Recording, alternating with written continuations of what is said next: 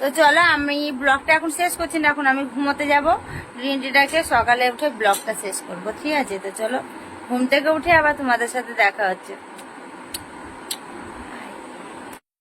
Good morning. তো রাত্রে বলেছিলাম সকালবেলা আসবো আবার, তো দেখো এখন মর্নিং হয়ে গেছে। তো চলে এসছি আমি আর প্লিজ। আর ওদিকে আমাদের মিষ্টি রানী ঘুমোচ্ছে, ওকে এখন আর দেখাতে পাচ্ছি না। আর ও শোয়ার স্টাইল দেখবে, দেখো এরকম পেটু ঢাক, এরকম করে কে শয় বন্ধুরা? এই যে ঠ্যাঙের উপর ঠ্যাং তুলে দিয়ে এরকম করে ও শয়, আমি শুই না। আর ও আজকে বায়না কি জানো তো, বলবো বায়নাটা? আজকের বায়না করছে আমি দোকান যাব না। আমি বলছি না, দোকান যেতেই হবে। দাদা দোকানে নেই, মানে ওর মালিক দোকানে নেই।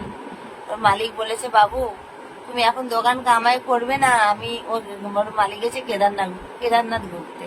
ওর মালিক বলেছে আমি ঘুরে আসবো, তোমার জন্য কিছু একটা ভাববো আমি ভালো। হয় স্যালারি বাড়াবে, কোনো একটা ভালো জায়গায় কোনো কিছু একটা ওকে দিবে আর কি দোকানের মধ্যে।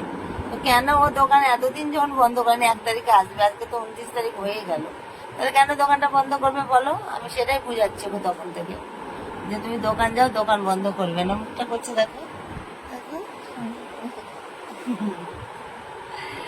তো এই সবে ঘুম থেকে উঠলাম, সবে মানে 8টার সময় উঠেছি, আর এখন 9:30 বাজছে। কি দারুণ ঘুম হয়েছে, কি বলবো বন্ধুরা, দারুণ ঘুম হয়েছে, দারুণ।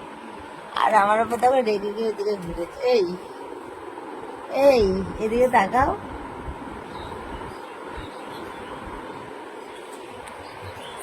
বলো কিছু, বলো আমার বন্ধুদের কিছু জানাও, কি মনে হয়?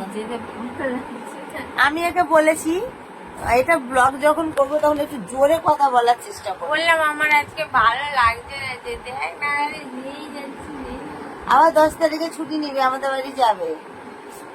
3 দিন ছুটি নিবে, 3 দিন। কি করবো ফাইনালি বলো তো? আমার ফাইনালি আমি